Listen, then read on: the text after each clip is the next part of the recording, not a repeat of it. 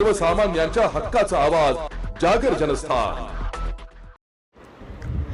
धुळे जिल्ह्यातून एक गंभीर घटना समोर आली आहे, जिथे शासकीय कामात अडथळा आणण्याचं प्रकरण थेट पोलिसांवरच्या हल्ल्यांपर्यंत पोहोचलंय। साक्री तालुक्यातील जैताणे येथील ग्रामीण रुग्णालयात झालेल्या वादानंतर मध्यस्थीसाठी गेलेल्या पोलिसांनाच मारहाण झाल्याचा आरोप आहे। या प्रकरणी निजामपूर पोलिसांनी तातडीने सूत्र हलवत तिघांना अटक केली असून त्यांना पोलीस कोठडी सुनावण्यात आली।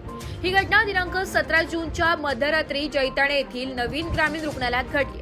मिळालेल्या माहितीनुसार सनी बोरसे, दीपक जाधव, श्याम नेहाळते आणि बापू धनकर या 4 व्यक्तींनी रुग्णालयातील वैद्यकीय अधिकारी आणि इतर कर्मचाऱ्यांशी वाद घातला।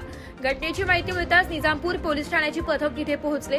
मात्र या चौघांनी पोलिसांच्या शासकीय कर्तव्यात अडथळा आणत त्यांच्याशीही हुज्जत घातली आणि दमदाटी करत मारहाण केल्याचा आरोप आहे।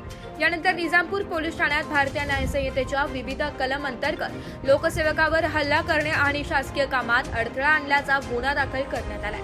गुन्हा दाखल होताच आरोपी फरार झाले होते। या प्रकरणाचे गांभीर्य लक्षात घेऊन पोलीस अधीक्षक विशाल आनंद, अप्पर पोलीस अधीक्षक अजय देवरे आणि उपविभागीय पोलीस अधिकारी संजय बांबळे यांच्या मार्गदर्शनाखाली निजामपूर पोलीस ठाण्याचे प्रभारी अधिकारी सहाय्यक पोलीस निरीक्षक मयूर भामरे यांनी आरोपींच्या शोधासाठी तातडीने पथक तयार केले। या पथकाने केलेल्या कारवाईत सनी बोरसे, दीपक जाधव आणि श्याम नेहाळते या तिघांना अटक करण्यात यश आले।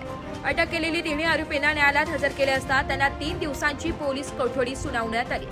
तर प्रकरणातील चौथा आरोपी बापू धनकर हा अद्याप फरार असून पोलिसांचा शोध घेत आहे। जागर जनस्थानसाठी रूपक बिरारी, धुळे।